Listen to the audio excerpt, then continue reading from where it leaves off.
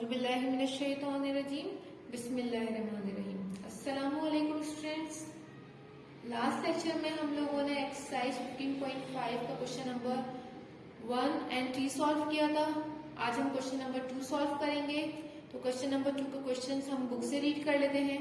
Students, question number 2, on the bank of a sea there is a lighthouse 100 metre high. ठीक है, एक हमारे पास समंदर के किनारा है, उस पर एक लाइट हाउस है जो कितने मीटर हाई है, 100 metre high. The angle of depression of a ship from the top of the lighthouse is of 45 degree.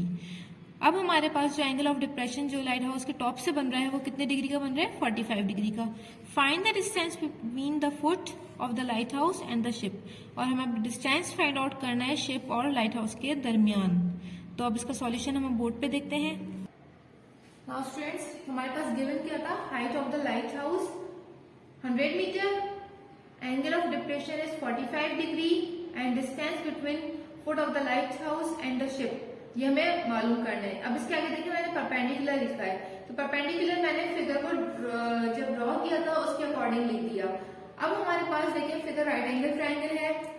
अब हमारे पास ऊपर क्या गिवन था, top of the light house angle of depression given था। तो ये हमारे पास एंगल ऑफ डिप्रेशन है, जो डॉटेड लाइन पे हमारे पास जो जा रहा है एंगल, वो क्या है, एंगल ऑफ डिप्रेशन। अब हम ये एंगल देखिए, आप देख सकते हैं राइट एंगल ट्रायंगल से बाहर की तरफ है। आप लोगों ने एक थ्योरम पढ़ा है ट्रांसवर्सल के थ्रू। ट्रांसवर्सल में हमारे पास क्या था, जब दो पैरेलल लाइंस होती हैं। अब हमारे पास देखिए यहाँ पर मैं अगर एक और लाइन का नाम दे देती हूँ, यहाँ पर बी एंड बी डी। एक लाइन हमारे पास बी डी है, दूसरी लाइन ए सी है, बोथ आर पैरेलल, ये दो लाइंस पैरेलल है। तो हमारे पास इसमें ट्रांसवर्सल वाली लाइन कौन सी है, ए बी। तो आपको ये बात पता है कि हमारे पास ट्रांसवर्सल जो लाइन होती है उसपे जो अल्टरनेट इंटीरियर एंगल्स होते हैं वो दोनों क्या होते हैं, कॉन्ग्रुएंट होते हैं। इट मींस ये वाली लाइन जो ट्रांसवर्सल ए बी उस पे 45 और ये वाला एंगल और ये वाला एंगल दोनों क्या होंगे, कॉन्ग्रुएंट होंगे, बराबर होंगे। तो मैंने ये वाली वैल्यू यहाँ पे लिखी हुई नहीं थी, ठीक है। तो मैंने यहाँ पर 45 डिग्री यहाँ पर अकॉर्डिंग टू दिस प्रॉपर्टी मैं यहाँ पर लिख दूंगी, ठीक है स्टूडेंट्स। तो ये बात आपको समझ में आ गई कि दो लाइंस पैरेलल है और पैरेलल लाइंस पे ट्रांसवर्सल के अल्टरनेट इंटीरियर एंगल्स कॉन्ग्रुएंट होते हैं। तो ये 45 डिग्री और ये वाला 45 डिग्री मैं यहाँ पर लिख दिया, सही है। तो हमारे पास यहाँ पर एंगल ए अब 45 डिग्री राइट एंगल ट्रायंगल में है। अब परपेंडिकुलर हमारे पास क्या था, 100 मीटर, क्योंकि 45 डिग्री के अपोजिट साइड परपेंडिकुलर कहलाती है, तो 100 मीटर हो गया। और बेस हमें क्या करना है, डिस्टेंस है वो बेस के इक्वल है, तो हम उसको फाइंड आउट करेंगे। क्योंकि हमारे पास जो रिलेशनशिप होता है वो परपेंडिकुलर बेस इन चीजों में होता है।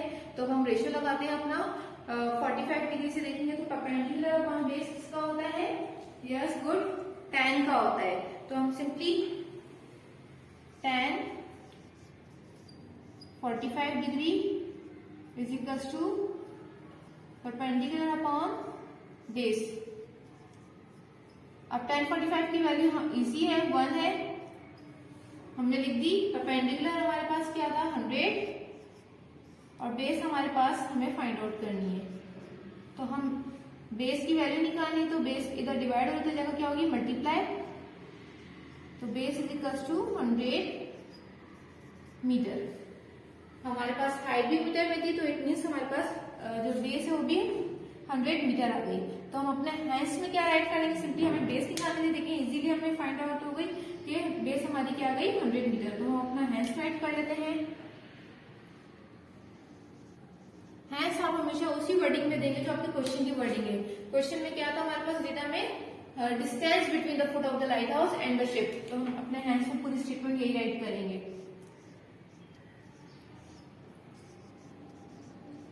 Distance between the foot of the light house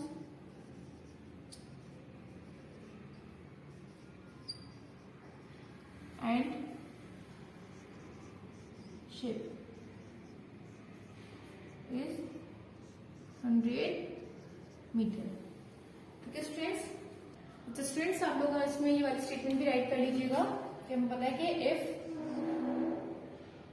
A C parallel to B D. ठीक है, वाली स्टेटमेंट जो मैंने आपको बताया कि ए सी और बी डी पैरेलल है, तो उस पर हमारे पास जो ट्रांसवर्सल है वो दोनों कॉम्पोनेंट एंगल्स क्या होंगे, बराबर होंगे। It means measurement angle B बराबर होगा मेजरमेंट एंगल ए के। सही स्टूडेंट्स, तो हमने इधर बी से फिर ए की वैल्यू इक्वल कर दी थी, इसलिए 45 डिग्री लिख दिया था यहाँ पे फिगर में। डन। नाउ स्टूडेंट्स अब हम क्वेश्चन नंबर 5 सॉल्व करें। Now students question number 5, find the measure of an angle of elevation of the sun if a tower 300 meter high cast a shadow 519 meter long। ठीक है, अब इस वाले सवाल में हमने एंगल ऑफ एलिवेशन निकालना है। शेडो बन रहा है टावर का। ठीक है, जो टावर की हाइट है वो 300 मीटर है, तो सन के थ्रू जब सन की जो रोशनी टावर पे पड़ रही है तो शेडो कितना इसका कास्ट हो रहा है, 519 मीटर लॉन्ग। इसकी फिगर और इसका सॉल्यूशन हम बोर्ड पे देखते हैं। नाउ स्टूडेंट्स अब हम देखें इसकी फिगर। ये हमारे पास टावर है। ठीक है, इस पे हमारे पास सन की रोशनी पड़ रही है, तो उसका शेडो कितना बन रहा है, 519। तो ये टावर का जो शेडो है वो जमीन पे बन रहा है, और एंगल ऑफ एलिवेशन मैंने थीटा से डिनोट कर दिया, जो मुझे फाइंड आउट करना है यहाँ पर। अब हमारे पास अगर एंगल यहाँ पर एलिवेशन है तो हमें पता है इसके अपोजिट साइड क्या है, परपेंडिकुलर, और एडजेसेंट साइड कौन सी होती है, बेस होती है। ठीक है, तो अब इसके अकॉर्डिंग हम अपना रिलेशनशिप करते हैं और फाइंड करते हैं कौन सा रेशियो लग रहा है। तो परपेंडिकुलर अपॉन बेस किसका होता है, यस गुड, tan का होता है। तो हम अपने सॉल्यूशन में राइट करेंगे tan theta is equals to perpendicular upon base. Done. ठीक है, डेटा आपको समझ में आ गया। Height of the tower perpendicular जो 300 मीटर गिवन है, shadow of the tower base है 519 मीटर, और एंगल ऑफ एलिवेशन थीटा में फाइंड आउट करना है। तो हमने अब ये अपना रेशियो यूज किया है, tan theta is equals to perpendicular upon base. tan theta as it is रहेगा, परपेंडिकुलर हमारे पास 300 गिवन है और बेस हमारे पास है 519। अब इसको हम डिवाइड करेंगे बाय यूजिंग कैलकुलेटर। इसको हमने डिवाइड किया स्टूडेंट्स, हमारा रिजल्ट क्या आ गया, 0.578। अब देखिए स्टूडेंट्स, हमारे पास जो एंगल्स की वैल्यूज होती हैं वो पॉइंट्स में तो नहीं होती हैं, वो हम अपने पास जो 10 के जो एंगल्स हैं या 30 होगा, 45 होगा या 60 डिग्री होगा। तो अब हमारे पास जो वैल्यूज थी वो 1/रेडिकल 3 थी, 1 थी। आप इधर देखें tan 30 डिग्री की वैल्यू क्या थी, 1/रेडिकल 3, tan 45 डिग्री 1 के बराबर है, और tan 60 डिग्री रेडिकल 3 के इक्वल थी इसकी वैल्यू। अब आप 1 तो हो नहीं सकता यहाँ पर। ठीक है, तो इसको तो हटा देते हैं। अब हम चेक कर लेते हैं इन दोनों को डिवाइड करके। हमें पता है रेडिकल 3 जब हम निकालेंगे तो 1.73 निकलेगा, तो 1 डिवाइडेड बाय 1.73 किसके इक्वल हो गया, 0.578। इसी तरीके से रेडिकल 3 की वैल्यू क्या है, 1.73। तो आप देख सकते हैं कि रेडिकल 3 भी हमारे पास यहाँ पर नहीं आंसर आया, मतलब ना 60 डिग्री है ना 45 डिग्री है।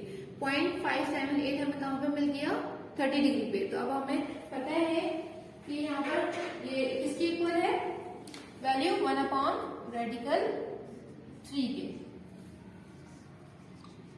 तो हम सिंपली tan, जिस तरीके से हम लोगों ने पहले भी फाइंड आउट किया एंगल की वैल्यूज 30 डिग्री हम यहाँ राइट कर देंगे। डन। तो हमारे पास हैंस में क्या आएगा, angle of elevation is equal to 30 degree.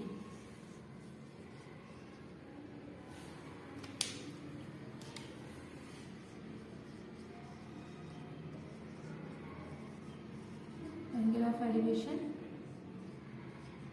Theta is equals to 30। Done. अब नाउ हम क्वेश्चन नंबर 6 का भी सॉल्यूशन देख लेते हैं। Now students question number 6, an isosceles triangle has a vertical angle of 120 degree and base 40 centimeter long. Find the length of its altitude। हमारे पास isosceles triangle है, उसकी जो वर्टिकल एंगल है वो 120 डिग्री गिवन है और बेस जो है वो 40 सेंटीमीटर लॉन्ग है। Find the length of its, और इसका एल्टीट्यूड हमें फाइंड आउट करना है। अब इसका सॉल्यूशन हम बोर्ड पे देखते हैं। नाउ स्टूडेंट्स आप देख सकते हैं वर्टिकल एंगल हमारे पास 120 डिग्री गिवन है, बेस हमारे पास 40 सेंटीमीटर है और length of altitude of triangle हमें निकालना है। अब अभी तक देखिए ये आइसोसेलेस ट्राइंगल बनाया है मैंने। ठीक है, इसका जो मेजरमेंट एंगल ए है वो 120 डिग्री है वर्टिकल एंगल, और बेस क्या थी 40 सेंटीमीटर। अब उसने बात की थी कि एल्टीट्यूड निकालना है। इस फिगर में हमारे पास ये वाली लाइन मौजूद नहीं है फिलहाल अभी, ठीक है, इसको हम एज्यूम करते नहीं है। अब हमें एल्टीट्यूड निकालना है। हमें पता है कि एल्टीट्यूड हमारे पास एंगल ए से होगा, इट मीन्स परपेंडिकुलर ड्रॉ करेंगे हम। एल्टीट्यूड मीन्स एंगल ए से लेके जो लाइन बीसी है उसको इक्वली पार्ट में डिवाइड करना। तो हमने एंगल ए से एक लाइन ड्रॉ करी जो एल्टीट्यूड भी कहलाएगी, हाइट ऑफ ट्राइंगल भी कह सकते हैं इसको, परपेंडिकुलर भी कह सकते हैं। तो वो लाइन कौन सी होगी, ए बी, ठीक है। तो जब हमने इधर से एक एल्टीट्यूड ड्रॉ किया तो ये जो 120 एंगल है वो दो एंगल्स में डिवाइड हो जाएगा इक्वली, 60 और 60, ठीक है। और जब बेस लाइन हमारे पास वो भी हमारे पास इक्वली डिवाइड हो जाएगी, 20 सेंटीमीटर 20 सेंटीमीटर। तो अब इस फिगर को मैंने यहाँ से सेपरेट कर लिया क्योंकि हमने राइट एंगल ट्राइंगल पे काम करना है।